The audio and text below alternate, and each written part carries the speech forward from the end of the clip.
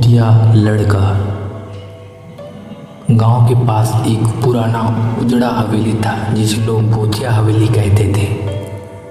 कहा जाता था कि एक लड़की की आत्मा भटकती है। किसी को पता नहीं था कि वो कौन था, कैसे मरा,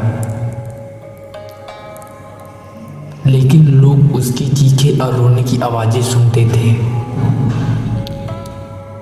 राहुल गांव का एक निडर लड़का इन कहानियों पर विश्वास नहीं करता था।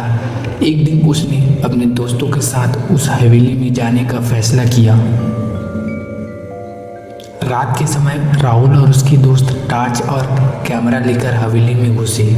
हवेली के अंदर घना अंधेरा था और एक मकड़ी के जाले लगे हुए थे। दीवारों पर लगी तस्वीरें धूल से ढकी हुई थी और दरवाजों की चिड़चिड़ाहट सुनाई दे रही थी। जैसे ही वे अंदर बढ़े, अचानक हवेली का दरवाज़ा जोर से बंद हो गया। सभी डर गए, लेकिन वह दरवाज़ा किसी भी तरह से नहीं खुला। राहुल ने दोस्तों को शांत किया और आगे बढ़ने का फैसला किया। अचानक उन्होंने एक बच्चे के रोने की आवाज़ सुनी। वे सब आवाज़ के पीछे चल पड़े। आवाज़ एक कमरे से आ रही थी। कमरे का दरवाज़ा थोड़ा खुला हुआ था। राहुल ने दरवाजे को धकेला और जैसे ही अंदर गया, उसने एक सफ़ेद कपड़े पहने लड़की को कोने में बैठे देखा। उसकी आंखें खाली और चेहरा बेरंग था। लड़की की उम्र करीब 10 साल की लग रही थी, लेकिन उसकी आंखें में अजीब सी उदासी थी। राहुल ने उससे पूछा, तुम कौन हो? लेकिन लड़का कुछ नहीं बोला।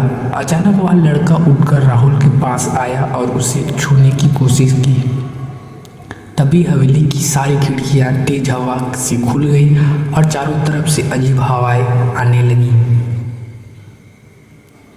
लड़के की आंखों से आंसू निकलने लगे और वे जोर जोर से चीखने लगे।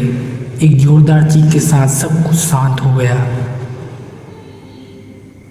राहुल ने महसूस किया कि वह एक लड़का एक भूत है। राहुल और उसके दोस्तों ने भागने की कोशिश की, लेकिन उनके पैर जैसे जम गए थे।